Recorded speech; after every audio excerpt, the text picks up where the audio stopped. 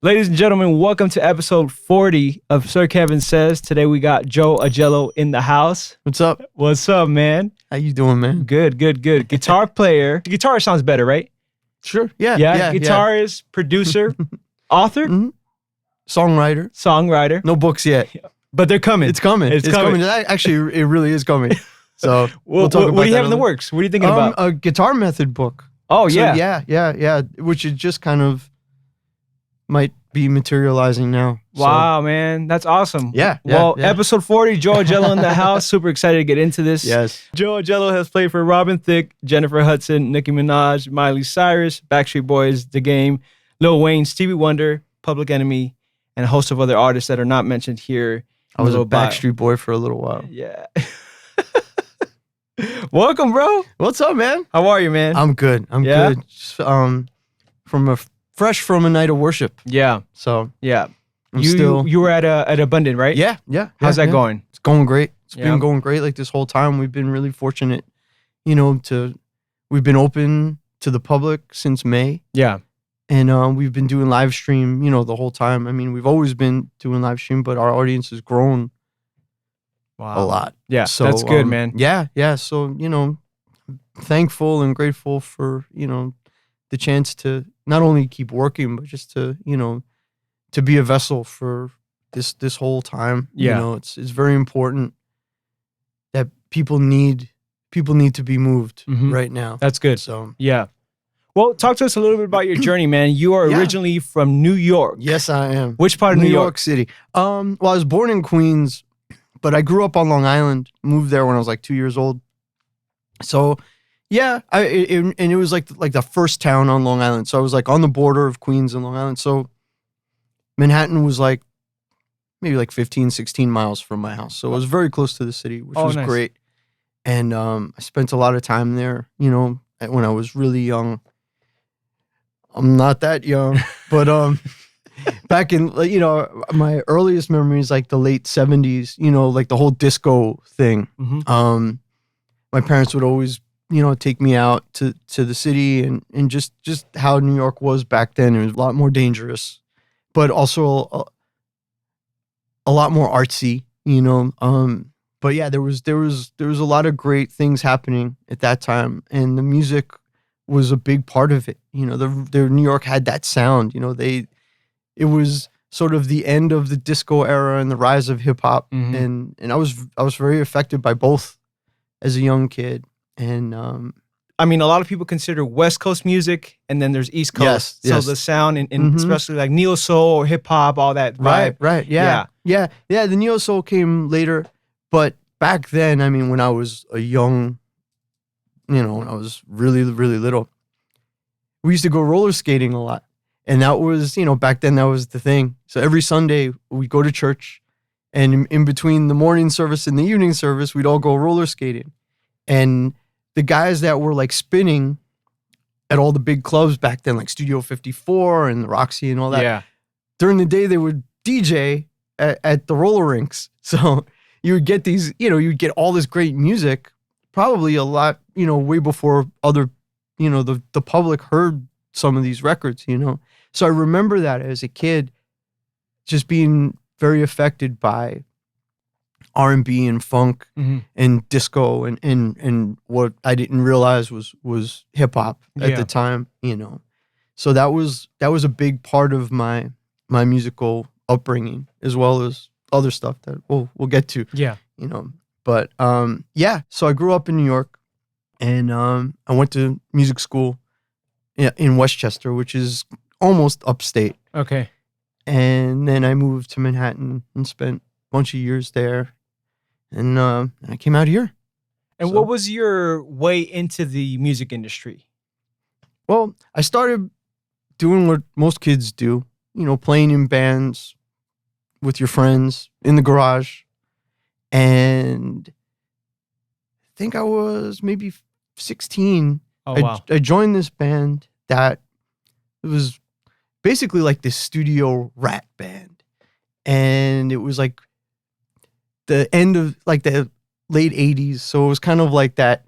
I wouldn't call it hair metal, but it was definitely like pop. Yeah. It you would consider it like pop metal kind of music. But all the guys in the band were like twice my age, like in their mid to late 20s. And I was 16. And the leader of the band, he was like a big time engineer.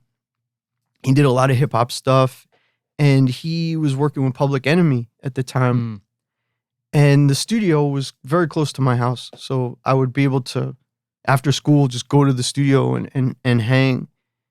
And he would let me do sessions and stuff. So, he'd be like, hey, Joey, this guy, he's a Elvis impersonator. It was my first session I ever did. I'll never forget. And he was like, I want you to play guitar, and paid me like $200-$300, and I was like, wow, this is incredible. I was like, this is my new job, So that was my first, way into being a professional paid musician. Yeah. And I got the chance to work with the guys in Public Enemy through that, which was pretty cool. Terminator X. Wow. He was the DJ, and I played on some of that stuff, which was really cool, in high school, you know, especially because I had hip hop was very big in our school and stuff. So I had some street cred, which was really great, But, I made the choice to leave the band and go to college, go study music, even though I knew it was the right thing, because I knew the music business was changing, the sound was changing, and it wasn't really my bag anyway. So the day I got to college was the very first day. It was like when Smells Like Teen Spirit came out. So it was just like the world changed the day I got to school, which was really funny. And I knew, I was like, thank God I went to school. Because we had like all the record companies, checking us out and stuff. So it was exciting, but I knew in my heart, I knew nothing was going to come of it. I knew that I needed to further my studies and to do what was in here. Right. Because I was just a hired gun. Right. It wasn't like I was writing music. It was all the brainchild of this guy. So, so that was basically it, and it turned into me being a session guy, for all through college and, after I got out of school. Yeah. I did a lot of dance music, which was, by that time, the mid 90s, a lot of the record label guys were moving to the West Coast, and the music scene in New York was changing, but dance music was either rap or dance music, so I got into, just through friends of mine, like doing sessions and stuff, and playing on a lot of remixes for like pop artists and stuff. And at the time, like the whole boy band thing was happening, and then my cousin and I started doing remixes on our own. We were like, man, we could do this stuff. This is, it's not easy, but it's achievable. Yeah. So we started doing that, and that kind of, and at that time, remixes were paying pretty well and stuff. So that was pretty cool, and but it wasn't really, I wasn't satisfied at all musically at all, and I was really like lost as far as what my dream and my vision was, And at the time I met my wife, and we got married, and we bought a house. I moved back to Long Island. We left the city and moved like around the corner from where I grew up, which was weird, Yeah. And right at that time, it was like right before 9/11. And when 9/11 happened, everything changed. Yeah. We were talking about this last time, it's like, it's so funny whenever a tragedy occurs in the world, whether it's 9/11, a pandemic, or I'll even say the internet. Not that it's a tragedy, but what I'm saying is the music business and musicians are the first ones to get cut off. Yeah. Yeah. And it's just unfortunate. But first to go and last to come back. Right. Exactly. Well, hopefully not. We're praying that things may change soon. Yeah. We'll see. Yeah. But yeah, so 9/11 happened, and just everything that I was doing basically stopped. And I was just unhappy to begin with as far as music goes, And I started recording bands, and like we built the studio in our house, and just recording bands and stuff, whatever I could do to make money and to just keep myself going, So I'd record these bands, and they trash my studio, all day long, and then they'd leave and I have to clean up the mess. And, Man. and then I would sit down and be like, now I get to work on my own music. And I'd be like so tired. My head would be killing me and I'm so not inspired, So that went on for a little bit. And I was teaching too. I was teaching guitar, just doing little things here and there, but nothing that was going to further my career at this point, And one day I came home and, I was, you could see it in my eyes, you know what I mean? It was very noticeable that I just was not happy, and I just got married. We just bought a house. It should have been like the happiest time. And it was in those, in those cases. Mm-hmm. But musically and as far as just my dreams and my passion felt like they were just dying. They were just sailing off into the wind, you know? And I didn't even know what was coming next. I had no plan. I had no goals set. And one day I came home and my wife was like, sit down, Oh no. and I was like, what do I do now? Yeah. I still do that. And she was like, I can't take this anymore. This is supposed to be the happiest time of our lives. We're just starting our life together and you're miserable. And I know what it is, and she's like, well, what are you going to do? What's the plan? And I didn't have one. I was just like, I don't know. And she said this to me, and it's the most simplest thing in the world, but it was the hardest question that anyone ever asked me. She was like, well, what do you want? And I didn't know what to say. I was just like, I don't know. I'm thinking about like our mortgage payments. I'm thinking about, keeping the lights on. You know what I mean? Mm-hmm. I was so caught up in what was there, the present, that I wasn't thinking about the future at all. I was just trying to get from week to week. I mean, we weren't in a bad place, but I was just, had this new responsibility of taking care of someone else, Right. So that's really where my head was at. And she, I didn't have an answer for her, and she was like, think about, the kid that was sitting on his bed practicing guitar, like your biggest like rock star dreams, just tell me. So I said to her, I was just like, well, I always pictured myself living in LA, like living up in the hills and, doing sessions and touring with different artists and, playing on all these. And she was like, whoa, hold on, stop. She was like, LA? And I was like, yeah. It's, you asked me to tell you. And she's like, why didn't you ever tell me about this? I was like, we haven't had time. She's like, what do you mean? We got married. We're husband and wife. So I was just like, well, yeah, life just happens. Yeah. And she's like, well, why did we buy a house here in New York? And I had no answer for her. I was like, I don't know, So she's like, well, let's move to LA. And I was like, we can't move. She's like, why not? I was like, well, we just bought the house. And she's like, so what? We'll sell it. Wow. Just a house, And I was like, just thinking like, what is she talking about? There's no, like, this is just, it's such a pipe dream. Right. It's not even, it's not even in the cards. Like, I just wanted the conversation to be over. Yeah. So I could like eat dinner, Yeah. So I was just like, no, it's, and she's like, what are you talking about?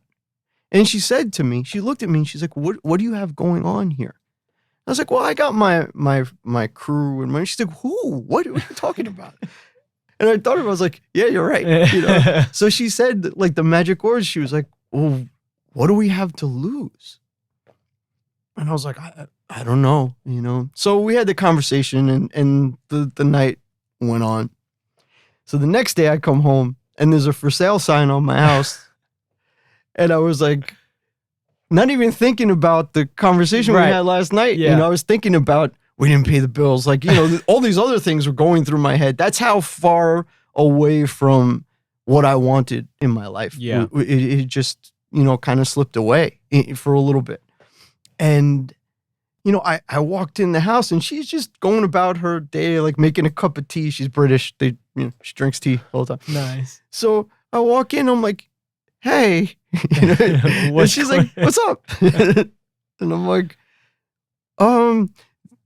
there's a for sale sign on our house. She's like, I know. I'm like, what? Why is there a for sale sign? And she goes, what do you mean? I'm like, our house is for sale. What's wrong? She's like, nothing's wrong. We're moving to LA. Wow. And I was like, what? She's like, don't you remember our conversation last night? And I was like, oh yeah, but that wasn't. She's like, what do you mean? You want to move to LA? That's what you want to do. She's like, we can't live here with you like this, Wow. So she's like, we're going, and you're gonna do what you were put on this earth to do. Yeah. So I just kind of like sat there, and this is where it was kind of funny. It was a Saturday. It was like a Saturday evening, and I sat on my couch. I turned on the TV, and this was like the early, 2002 or something. And I turned on the TV, and MTV Cribs came on, and Babyface is on there. And at that time, being a songwriter, producer, that was like the end all be all for me. Babyface was like my hero, And I'm watching him in his mansion, which probably wasn't even his, all that stuff is fake. Yeah. He's probably, it's somebody else's house.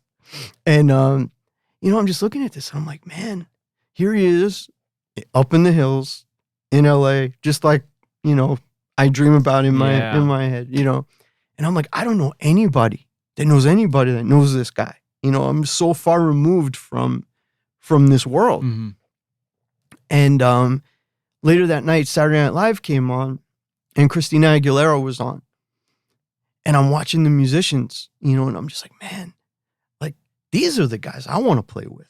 These are the people I should be working with. Yeah. And I don't even know who these people are, So fast forward, like, a few years later, one of my best friends out here is the MD for Babyface. Man. And I've spent so much time with him. I've done gigs for some of his artists, and I was actually subbing for my buddy on the gig for, a couple of things that he wasn't able to make and stuff. So it was like, man. I remember sitting with him at center staging and like sharing a bag of Doritos, and I think back to that moment sitting on my couch in New York, just like, how in the world am I ever going to meet this guy? Like, there's no way, And here we are, he's like, hey man, have some more Doritos, And the Christina Aguilera thing, the funny thing is like those guys in the band became good friends of mine. Yeah. And in fact, the guitar player, Fish, was like the guy that like when I was going on tour, I would have sub for me for some of my gigs,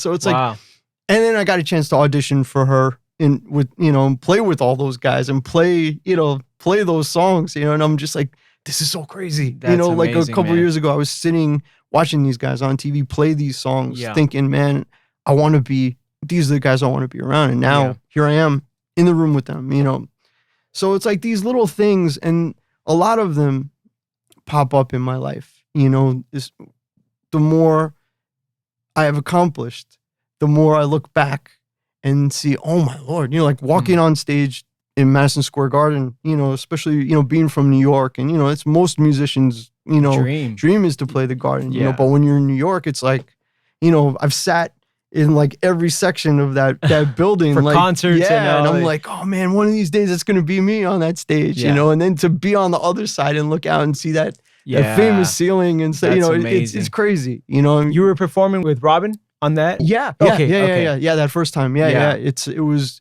nuts, man. Oh, the first time. So how many times have you done the Madison? I don't know.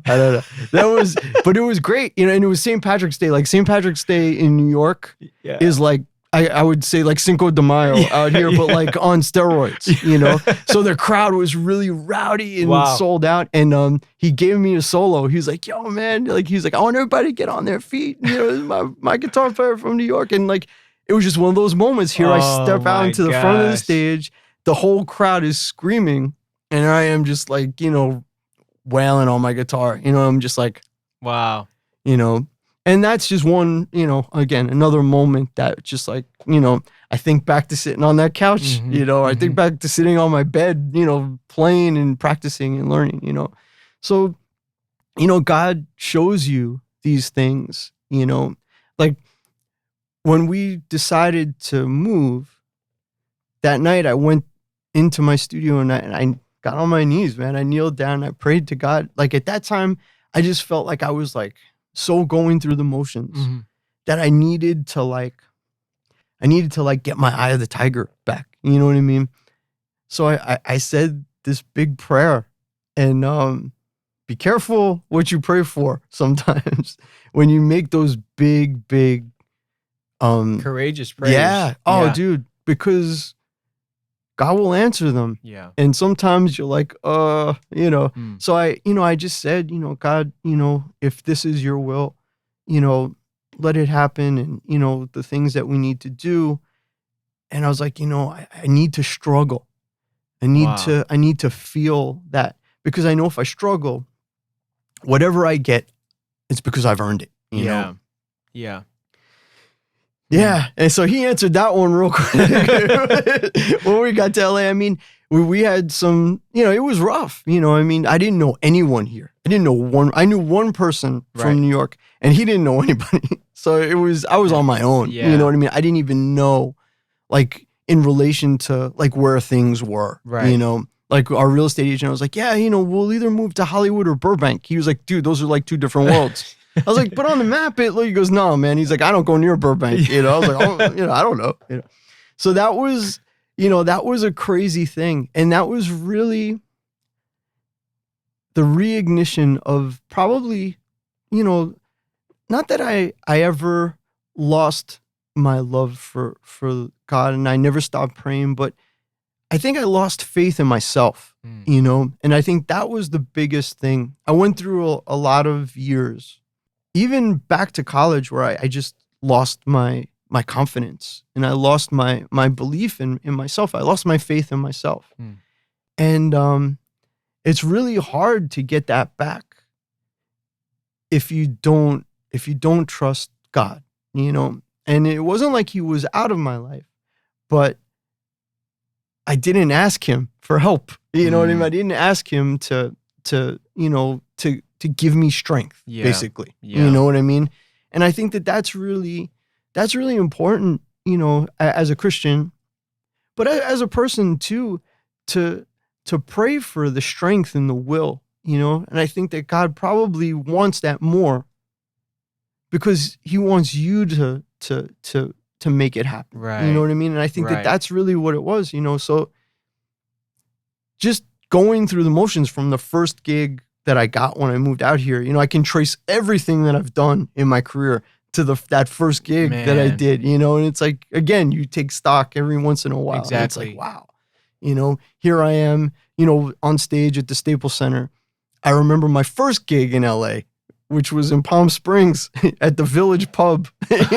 Oh my gosh. So, and I didn't even know when I got here, I got called to do this gig for like a whole summer in Palm Springs. I didn't know where Palm Springs was. So It was like, yeah, man, the gig's like Saturday, Sunday, Monday, Tuesday. It didn't really pay much, So I was like, yeah, sure, I'll take it. And then I looked on the map where Palm Springs was. I was like, oh my Lord. And it's so funny because you're coming from New York. It's all cold over there. And you're going to one of the hottest places on earth. Well, this is funny. This is crazy.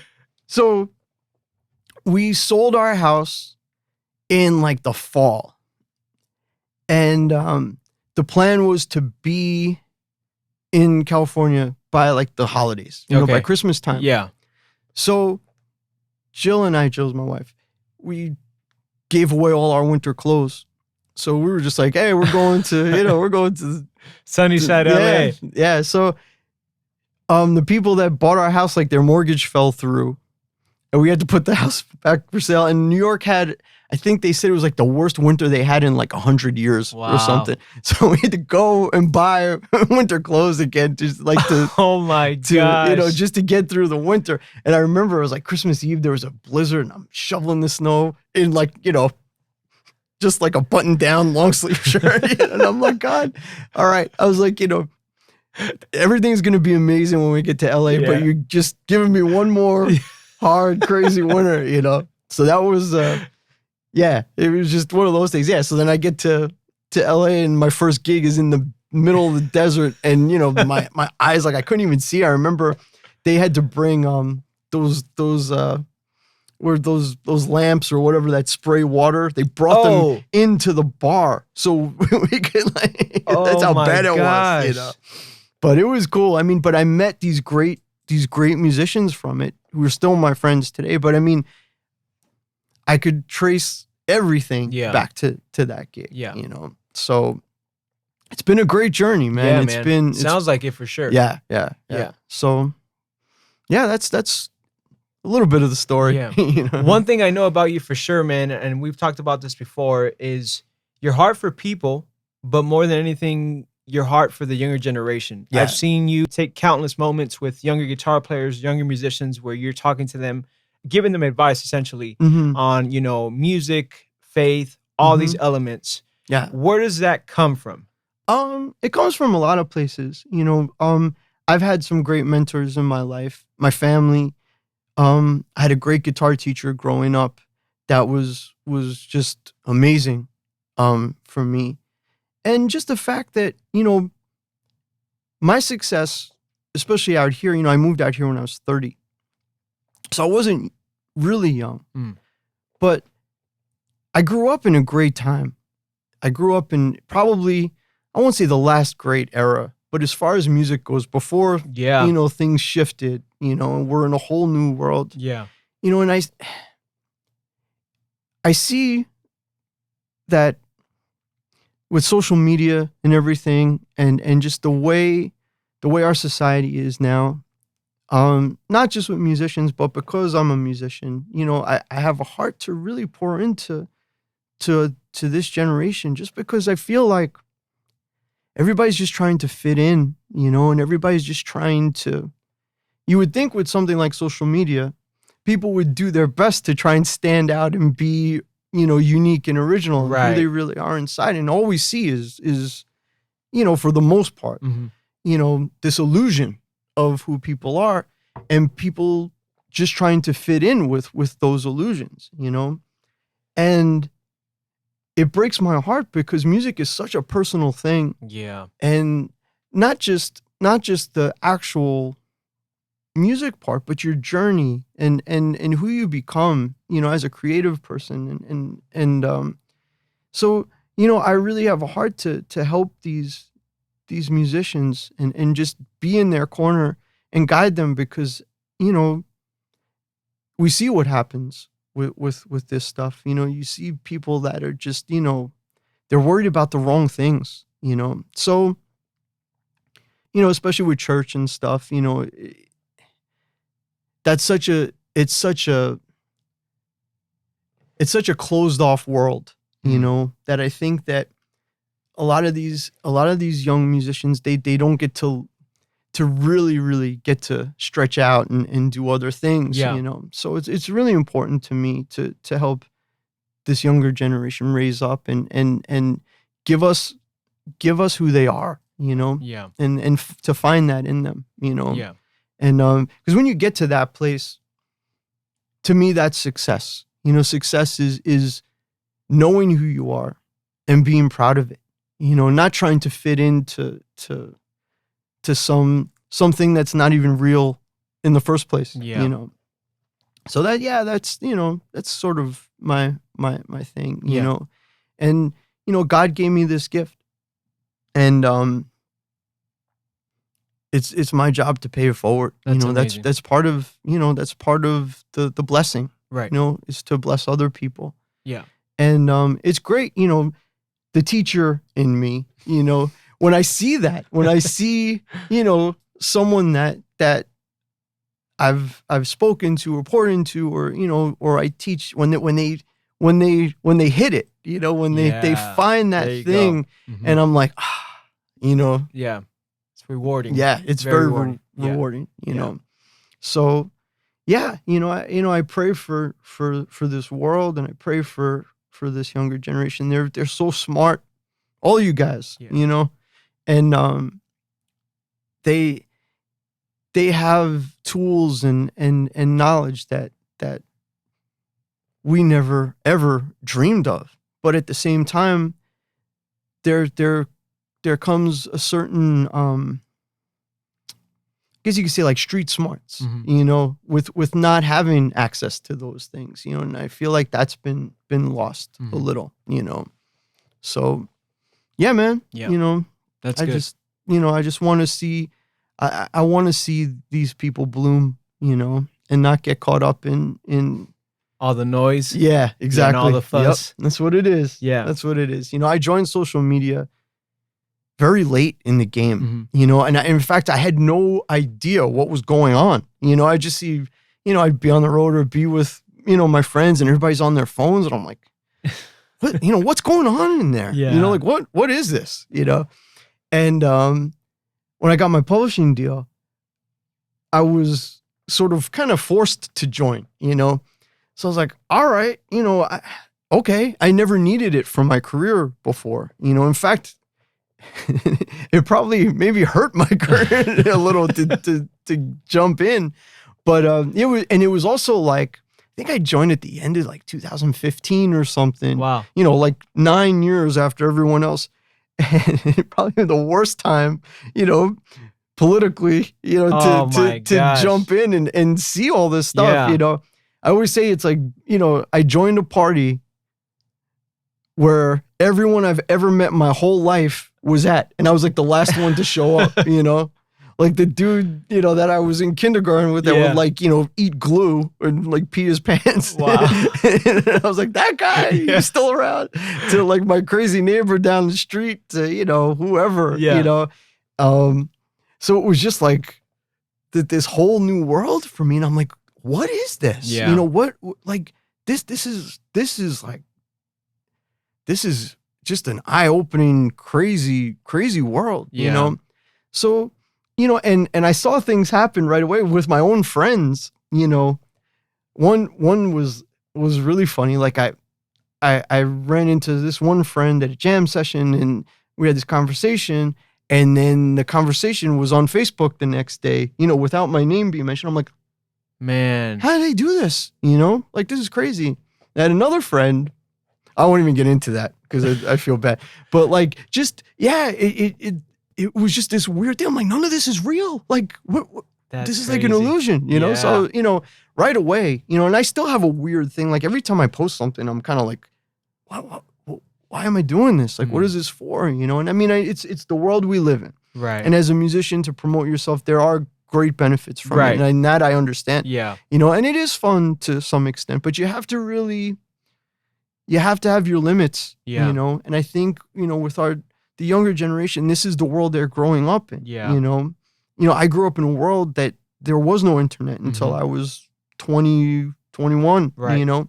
So I didn't have all these things to be self-conscious of or to, you know, there was no bullying, there was no, you know, so it was a whole different, it's a whole different world, you know, that I had to really understand. You know, and especially at that time with the election and everything, you know, I was just like, oh my Lord, you know, like, so, you know, that was a big eye-opening thing for me, you know, and just to see these, you know, these kids just get discouraged or just trying to fit in, you know, that was, you know, when you look at the greats, you look at the great musicians, you know, they didn't stick to a book or they didn't follow anyone, you know, they wrote their own book.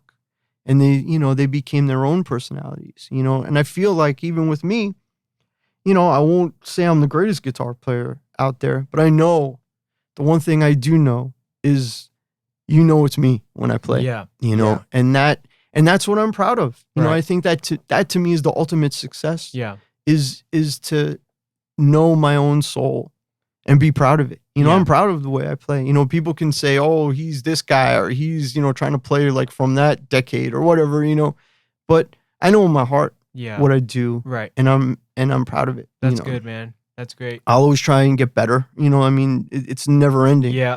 But the core of who I am and how I put that out, you know, it's, and especially in church, you know, with the worship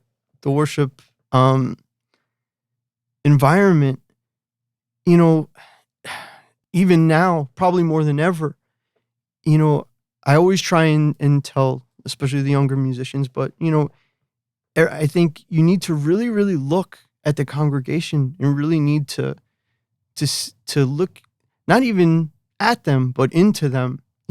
These are crazy times we're living in. These people that are coming to church, they're coming, with fear in their hearts. Do they even go outside? Do they go, out in public? Do they have food to eat? Do they have jobs? Do they have a place to live? These are unthinkable times. So for them to come to church, this might be the last stop. You know what I mean? This might be all they have. They need to be moved. They need to be effective. And as a worship musician, I think that that's the most important thing. Yeah. Is to be effective with what you do, And, like Abundant Living, the church that we met at and the church that I play at, it's a very multicultural church. And we try and, please all of our members, So you have the gospel side where it's like, for lack of a better word, it can be very athletic at times, That's a great way to describe it. It can be very athletic, and I'm not saying that in a bad way at all, you know what I mean? But there's a lot going on. And then you have, I guess, the CCM side. That's the total opposite. We were talking about it today. I was talking with our drummer, how a gospel song will be 10 minutes long. And by the end, it's like, you just ran a marathon. And a CCM song, it would be 10 minutes. And like 6 of those minutes are just one note, and just like, so it's like, it's on the total, 4, on the 4, yeah, exactly. Hang on the 4. Exactly. If you're lucky, so it's like, you have these two opposite worlds, and you have, the CCM stuff is very atmospheric, and, I'm talking about it as a guitar player, like I'm just using the guitar. And, sometimes that stuff gets lost in translation. Yeah. Where on the gospel side too, a lot of that stuff is so much to take in. Where do you go to minister to these people? How do you grab them? And I have a story of, about one of the members that came up to me a little while back. But how do you speak to them? So you have to be very, very aware and very, very thoughtful and very you have to execute the right way, and really, really see where you can tap into them, as a guitar player, I might play some screaming notes or whatever to because I know that that's what's going on in someone's heart. I know that again, especially now with what we're going through, these people are feeling things that they've never felt before. They need reassurance. They need hope. They need their faith more than ever, So we have to project that. We have to give that to them, So I had maybe about a year or two ago, might be a little over a year. After one of the services, this guy came up to me, and he was like, "Hey," and this was, he came up to the stage, and he was like, "Hey, Joe, hey, man, can I talk to you for a minute?" I was like, "Yeah, man, sure." And he introduced himself, and he's just, "Man, I just, you really blessed me and my family with your guitar playing, and he's like, "I just want you to know how much it means to me." And I was like, "Oh, thank you, man. Thank you." And he's like, I have 3 sons, and, they've all gotten into some bad stuff, but he's like, one son in particular. And, I've been trying to get him to come to church for a long, long time, and he wouldn't come. So finally, when I got him, to come, he saw you play and he was blown away. He was just like, "Man, that guitar player," he's like, "I love him," and he kept coming back. So I was like, "Oh man, thanks. That means a lot." I was like touched, it was like a little emotional, just the way he was telling me. And then he started crying. Like he started like, tearing up. And I was like, I thought we were done. I was just kind of standing there, and I was like, I didn't know what to say. And he was like, I have to tell you, about a month ago, that son got killed in a car accident. Oh my God. I think it was a car accident. I could be wrong, but he died. And he was like, I know he's in heaven. And I know that you have something to do with that. Wow.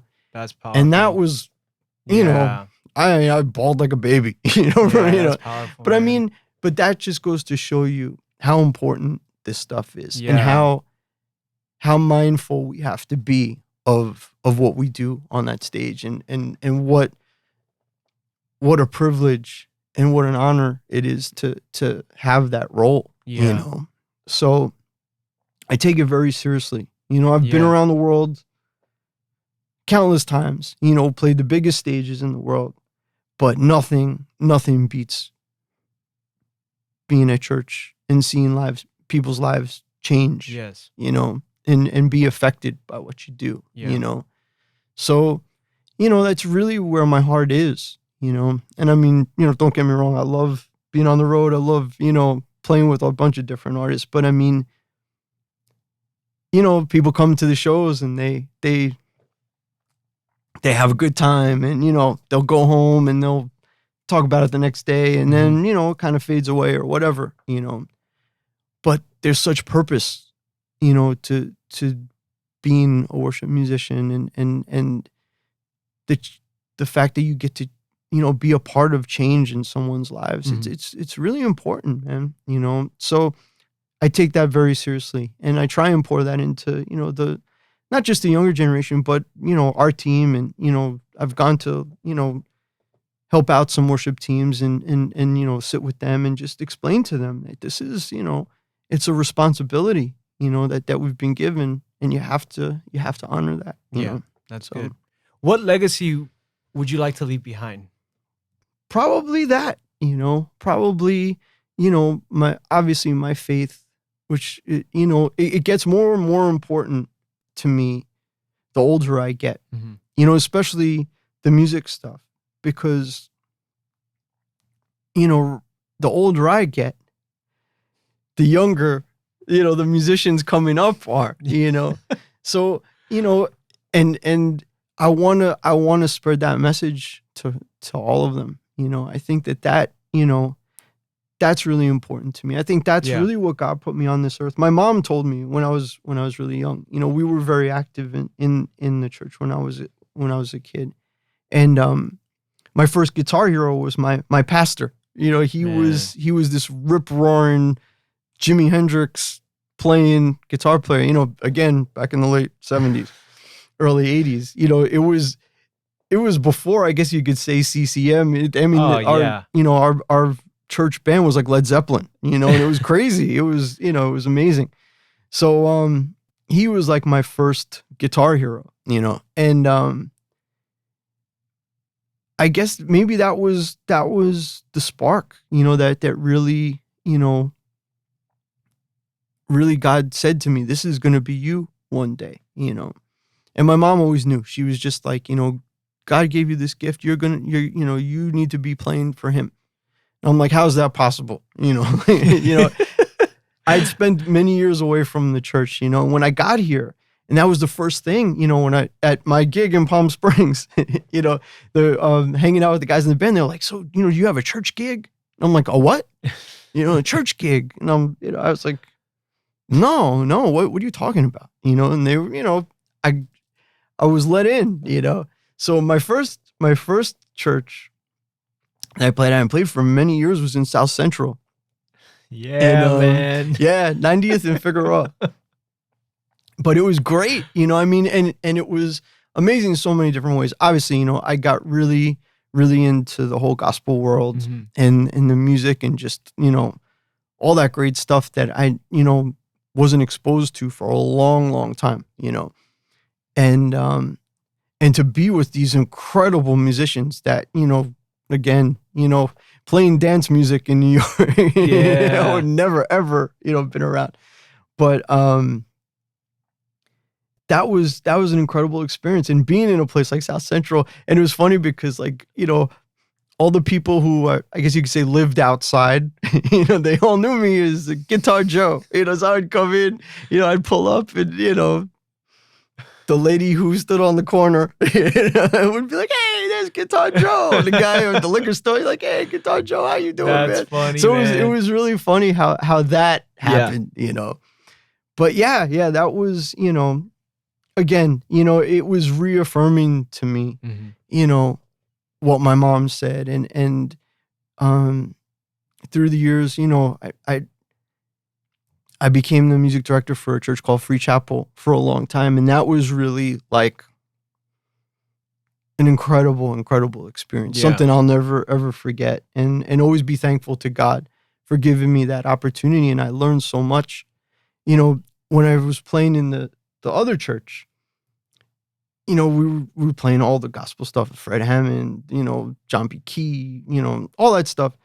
But the first time I heard Israel Houghton, you know, and it blew me away. Yeah. I was like, this is my new, you know, Stevie Wonder. This is my new Prince, you know, I'm a big Prince fan. I was like, and I was just like totally consumed with, you know, Israel and New Breed, you know, and just, you know, this was like the music that I wish I wrote, you know, for the first time, you know, I was just, I found, you know, and when I got to Free Chapel, you know, he started coming all the time, you know, and it's been, you know, probably one of the highlights of my time here was to not just play with him, but to, you know, become buddies with him, write songs with him. And, you know, so that was like a big deal for me, you know, and again, reaffirming that this is, you know, this is where I should be, you know. Yeah. And I think the first time I saw you play, man, was actually at the NAMM show. Maybe you guys were outside on the Roland stage on a Sunday. Oh, wow. How long was that? 2010? Or no? I don't know. Man, it was a while ago. That. Yeah, it was a long time ago. Yeah, and that was the first time I had seen you play with him on that stage. Yeah, I remember that. Yeah, man. It was a weird show. But yeah.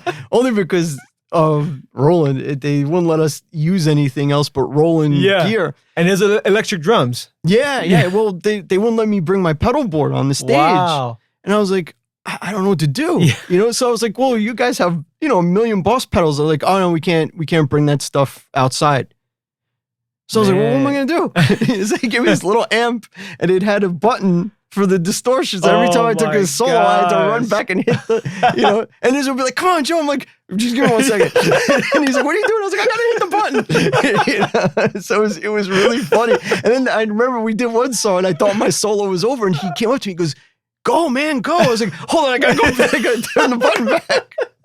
I remember that show because I thought it was gonna rain. It was like cloudy or something. It was like really early. Yeah, in it the was morning. cold. It was cold. Yeah, I chose to go to Church NAMM instead of church. Right. So I went there and I saw you guys, awesome. which is great. Yeah. I remember that one. Yeah, and we played I think the night before at the Taylor booth. Dude, that show was amazing too. Yeah, that was. So amazing. then that's the first time you saw me. Yeah, you're right. My bad. Yeah, I think that was because that was a Sunday morning we did it. Right. Saturday then, was at the Taylor booth, and we went right to Free Chapel. He played. You know, him and Mike and Justin came and played with us. Nice. At Free Chapel that night. Yeah. So, yeah, and I got to use my pedal board. That was crazy. But yeah, that was, you know, we made an amazing record together with Free Chapel. And we got to write some songs together and, you know, record the record. And it was just mind-blowing experience. You know, probably one of the greatest things I've ever done. You know, and I've played on a lot of records of, you know, but that to me, you know, I think it's 10 years now that we did it. And that was, that was a great, you know, notch on the history of my life. Yeah. You know? Yeah. So, yeah, you know, and I think it was like the year after we did another conference in Georgia. And I remember we did it in the round and the stage was like a cross. And we were doing, was it You Are Good? Something like that. And he like stopped, like he just had the kick going. And, you know, it was when you're playing on a stage like that, like you don't know where to go. Yeah. Like it was like, you know, I was like, wait, where's front? Is this my pedal board? No, my pedal board's all the way over there. This is my mic. No, wait, where am I? You know? So I hear him go on the mic. He's like, hey, Joe, hey. I was like, what? I turn around and he starts playing this Foo Fighters riff, you know? I was like, So I ran up to him, and me and him were like on the stage, playing this Foo Fighters song, for this youth conference. He was like 20,000 kids screaming and yelling. I was like, how freaking great is this? Like, here I am with, this dude that such a pioneer, man. For sure. Yeah, for contemporary Christian music, I'd say in that regard. Him and Aaron Lindsay, man. Oh yeah, both of them. Their arrangements, man, amazing. For sure, game changers. So yeah, it's another moment. And I thought back to me being in that little church, where the electricity would go off while we're playing. Breathe into me or something. So yeah, so again, just God has been really, really great to me. And I think it's because I honored him. I made that big prayer on my couch, in New York. And, I never let him leave my heart, And even the tough times, I'll never say that, I had bad times. But, you go through things in life.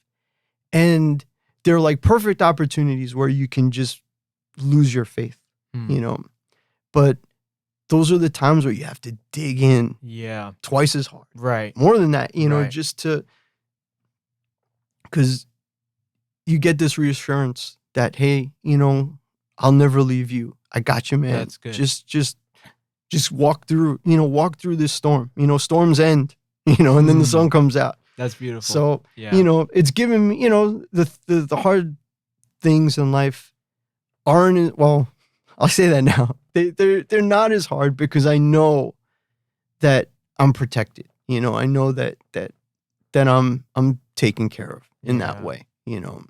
Like through all of this stuff. As a musician, and a lot of our friends aren't doing so good. Right. And they haven't worked in a year now. It's been pretty much. And I haven't stopped. In fact, it's been more. Right. Than normal. That's great. Again, there's a reason for that. So yeah, man, I'm just thankful. I'm thankful that, my journey, like there's nothing I really regret. That's another important thing. I think that, you can't look back at the past and say like, oh man, I wish I did this. I wish I didn't do this. There's things in my life that, I see that I could have taken a different road, but it led me here. Yeah. It led me to meeting my wife. It led me to, buying a house and making a lot of money off of it so we could come out here. It was like, just everything that you do, is to get you to the next place. If you let God do his thing. Right. And move out of the way. Yeah. So that's good, man. Moving forward, baby. Yeah. Joe, where can people find you online? Nowhere. Do not. Don't even attempt. Yeah. I'm deleting everything when we finish now. I guess YouTube, Facebook, Instagram, it's all the same. It's Joe Augello Music. Okay. So JoeAugello. Man. Music. All one word. You make my job so easy as a podcaster because I don't have to ask any questions. You literally answered all the questions, bro, which is amazing for me because I get to soak it all in. I get to listen. I talk a lot. And receive it, man. No, but it's great stuff. All the stuff that you're sharing, I know many people can relate to it. Yeah. They're going to be touched by it. They're going to grow from it. So thank you for taking the time, man. I really appreciate you doing this. Thank you for having me, man. And check out these mugs. Look at this face. How can you not love this face? No, this is episode 40 with Joe Augello. Thank you so much, man. This is Sir Kevin Says. Tune in next week. Peace. Take care.